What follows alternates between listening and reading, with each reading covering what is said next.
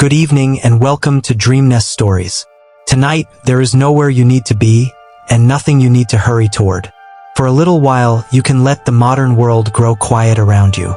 You can put aside the glowing screens, the unfinished tasks, the distant noise of traffic, and all the small responsibilities that seem to follow us from 1 hour into the next. Tonight, we are going somewhere much quieter. We are traveling backward through time, more than a century into the past, to a winter evening in America during the final years of the 19th century. Imagine that it is the winter of 1894. The sun has already disappeared beyond a line of bare trees, and the last pale light of afternoon has faded from the snow-covered fields. Across the countryside, small houses stand beneath a darkening sky. Their windows glow with the soft, golden light of kerosene lamps, and thin columns of smoke rise slowly from chimneys into the cold evening air. There are no electric streetlights here. No headlights move along the roads. No television murmurs from a neighboring room, and no telephone rings in every household. The night is simply arriving, as it has arrived countless times before. The air is cold enough to make every breath visible. Along the edges of the road, snow has gathered in uneven banks, shaped by wind and the passing of horses and wagons. In the distance, perhaps a train is moving across the countryside. You cannot see it from the house, but you can imagine the low, distant sound of its whistle traveling through the frozen air. For a moment, the sound seems to belong to the entire night. Then it disappears, and the quiet returns. You are standing outside a modest farmhouse somewhere in the American Midwest. It is not a grand home, and there is nothing remarkable about it from a distance. The walls are made of wood, the roof is covered with a thin layer of snow, and a small porch runs along the front. A narrow path leads from the door toward the road, though the recent snowfall has softened its edges.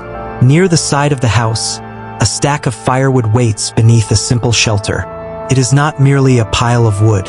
In winter, it is warmth, comfort, and a little piece of security. Inside the house, the evening has already begun. The family has been preparing for night for some time. Winter days are short, and there is little reason to remain outside once darkness settles over the land. The final chores of the day have been completed. Animals have been fed and checked. Tools have been put away. The last buckets of water have been carried indoors. Somewhere in the kitchen, a pot is still warm from the evening meal, and the smell of cooked food lingers gently in the air. The house itself feels different from a modern home. The rooms are smaller, and the walls are not perfectly insulated. Cold air can find its way through tiny gaps around windows and doors. The floorboards may feel cool beneath your feet, especially in the rooms farthest from the stove. Yet the center of the home is warm. The family naturally gathers around the source of heat, because warmth is not spread evenly throughout the building. Instead, it lives in one particular place. A cast iron stove stands in the kitchen, dark and heavy, holding the heat of the fire within its metal body. A few pieces of wood burn inside, glowing orange through the small openings in the stove door. Every so often, someone adds another piece of wood. The sound is simple. The door opens. The wood is placed inside. The door closes. The fire continues. There is something deeply calming about this rhythm. The fire does not hurry. It does not demand attention every second. It simply burns, slowly transforming wood into heat and light. Shadows move across the walls. The windows have begun to fog slightly from the difference between the warm room and the freezing air outside. Beyond the glass, the world is dark. A family might spend these final hours of the day doing ordinary things. Someone may be mending a piece of clothing by lamplight. Someone else may be reading a newspaper that arrived earlier in the day. A child might sit quietly with a book, while another listens to the adults talking about the weather, the farm, or something that happened in the nearby town. There is no constant stream of entertainment waiting to fill every silent moment. The silence itself is part of the evening. If you lived in 1894, you might have known what it meant to sit in a room for several minutes without anyone speaking. You might have listened to the ticking of a clock, the occasional crackle of the stove, or the wind moving against the side of the house. Perhaps you would hear a horse shifting its weight in the barn. Perhaps a dog would bark once in the distance and then settle down again. The night would feel larger. Without electric lights shining across every street, darkness would extend much farther beyond the windows. The small circle of light created by a lamp would make the outside world seem even deeper and more mysterious. A person standing just a few yards beyond the house might become almost invisible. This was one of the great differences between the 19th century night and the modern night. Darkness was not something that could simply be switched off. It had to be lived with, and yet people adapted to it. They knew how to move through familiar rooms in low light. They knew where the furniture stood. They knew how to carry a lamp from one room to another without spilling the oil. They knew that a winter evening had its own natural rhythm, one that began with work and gradually became quieter as the hours passed. Outside, the temperature continues to fall. The fields are silent beneath the snow. The trees stand without leaves, their branches dark against the sky. Somewhere beneath the frozen ground, seeds are waiting for another season. The garden has disappeared beneath white snow, and the roads have become difficult to travel. Winter has temporarily slowed the countryside. For the people living here, winter is not simply a beautiful season. It is a practical challenge. Every warm room depends upon fuel. Every meal depends upon stored food. Every trip outside requires layers of clothing. Every journey through deep snow takes more time than it would during summer. The family knows this. They have spent months preparing. During the warmer seasons, food was preserved and stored. Vegetables were kept in cellars. Jars were filled and placed carefully on shelves. Meat was prepared and stored for later use.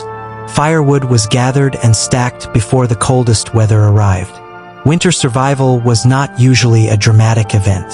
It was the result of hundreds of small preparations.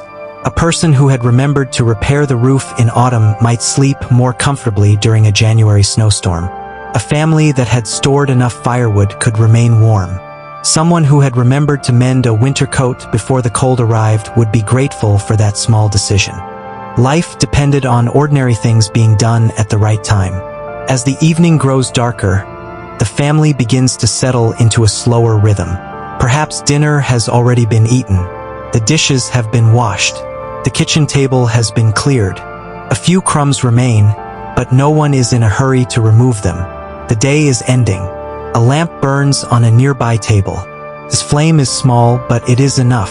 The lamp does not illuminate the entire house.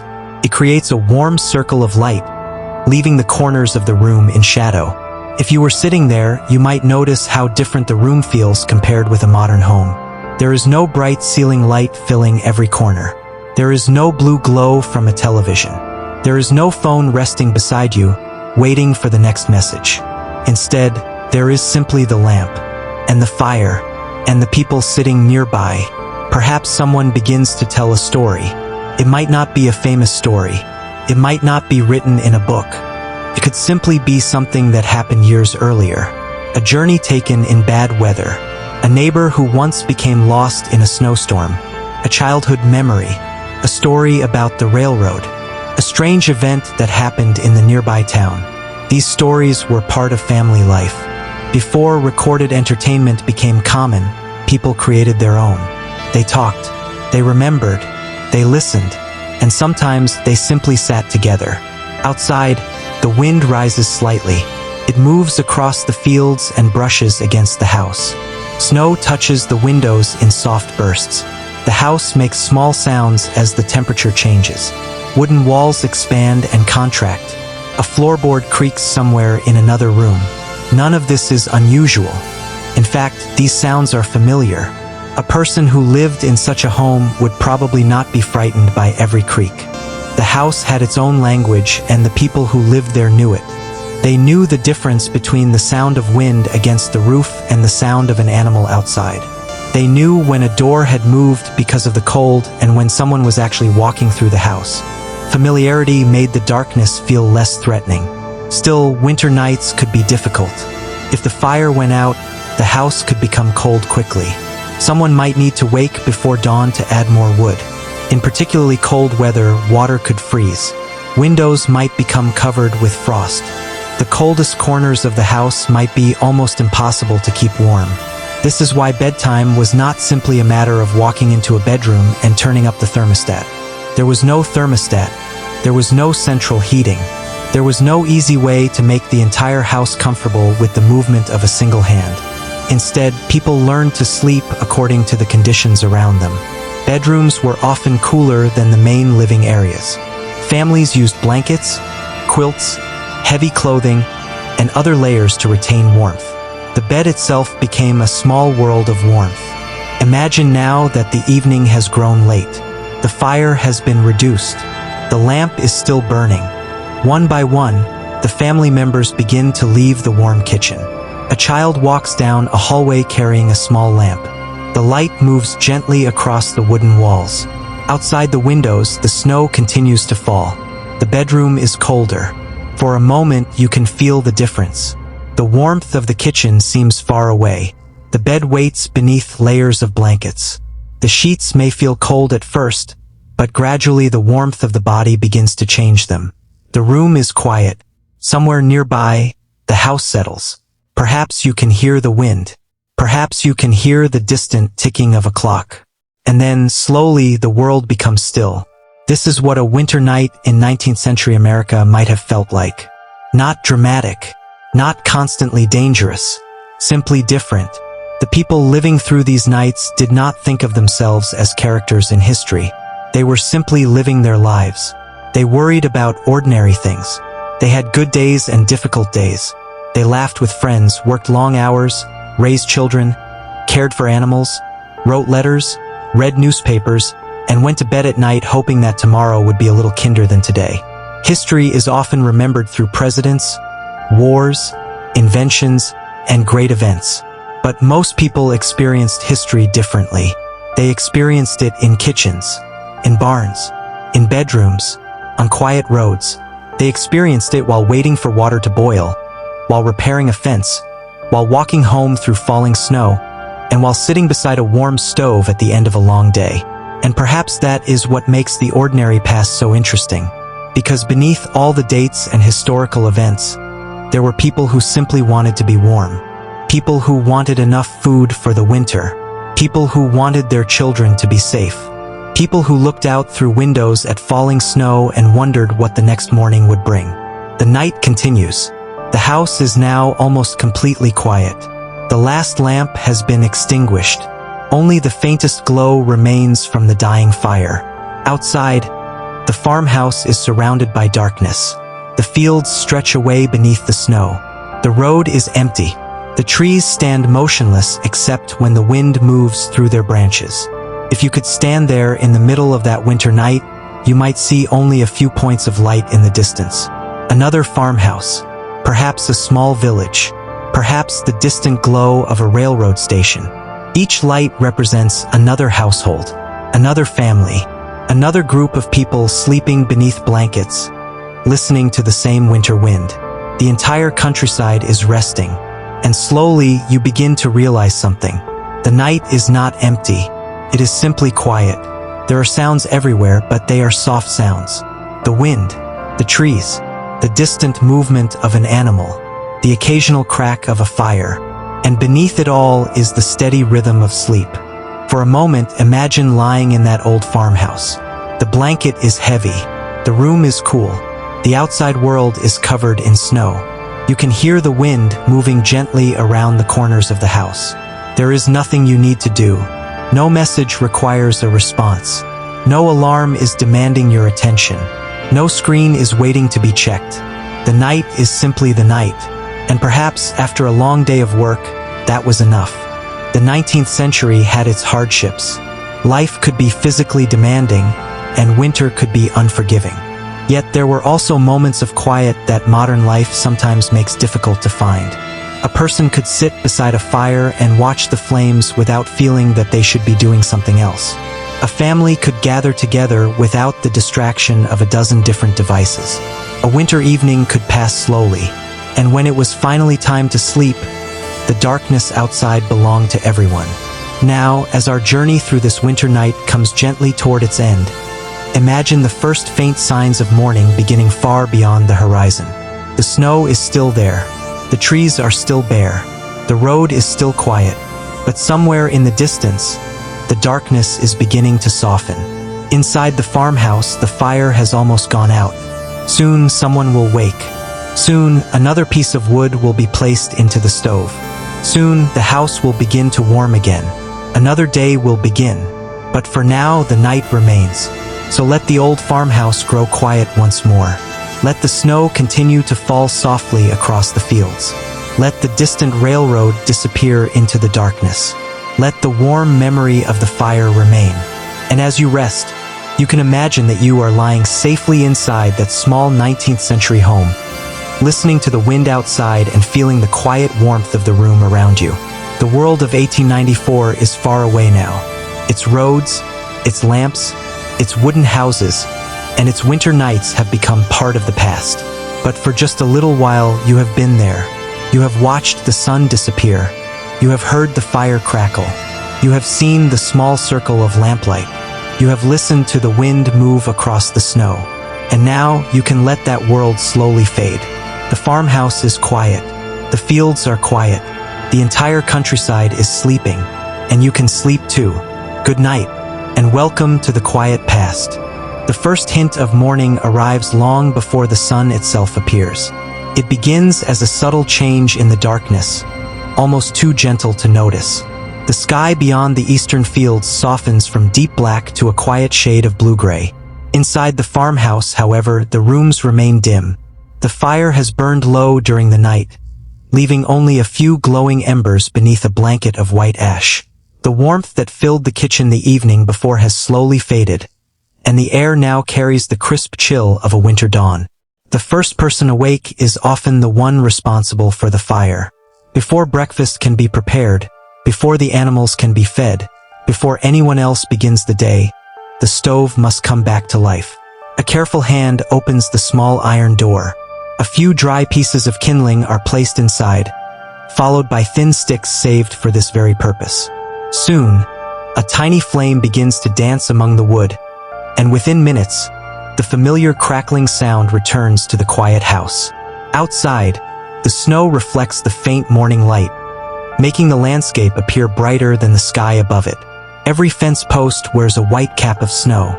Bare branches sparkle with delicate frost. Even the smallest footprints left by a rabbit during the night are visible across the untouched fields.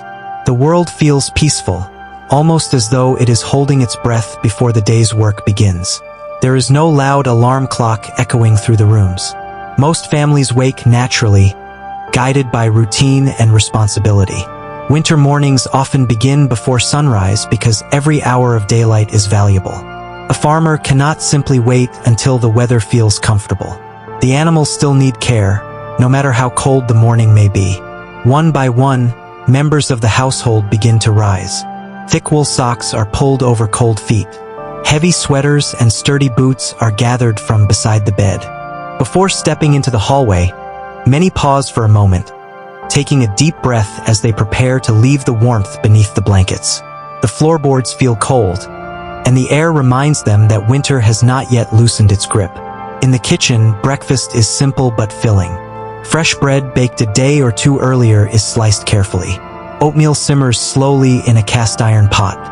Perhaps there is butter stored in the cool pantry, along with homemade jam prepared during the previous summer. Coffee is common for adults, while children may drink warm milk or simply enjoy hot porridge sweetened with a little molasses if it is available. Conversation at breakfast is usually quiet. The day ahead is already forming in everyone's mind. Someone mentions the weather. Another wonders whether more snow will arrive before evening. A father may discuss repairing a fence once the wind calms. A mother quietly plans the day's baking, sewing, washing, and household chores. Even the youngest children understand that winter requires everyone to contribute in small but meaningful ways. When breakfast is finished, the real work begins. The front door opens, and a wave of icy air slips into the house. Boots crunch softly across the snow as someone walks toward the barn carrying a lantern. The sky is brighter now, yet the sun still hides below the horizon. In the distance, a rooster announces the coming morning, its familiar call drifting across the frozen countryside. Inside the barn, the air feels surprisingly calm compared to the open fields. Horses shift gently in their stalls, their warm breath rising into the cool air. Dairy cows wait patiently to be milked, while chickens stir on their wooden roosts, feathers puffed against the cold. Animals depend completely upon the care of the family, and these morning routines rarely change, no matter what the weather may bring. As the first golden rays of sunlight finally appear above the horizon, they spread slowly across the snowy fields, turning countless ice crystals into tiny points of light. For a few brief moments, the landscape seems to glow. It is a quiet kind of beauty, one that asks nothing except to be noticed. People living in 1894 may not have stopped every morning to admire it, but it was always there, waiting patiently beyond the farmhouse windows. And so another winter day begins, much like the one before it. There are chores to finish, meals to prepare, letters to write, tools to repair, and neighbors who may need a helping hand. Life moves steadily forward, one ordinary day at a time. It is within these simple moments, not great battles or famous speeches, that the true story of everyday America quietly unfolds.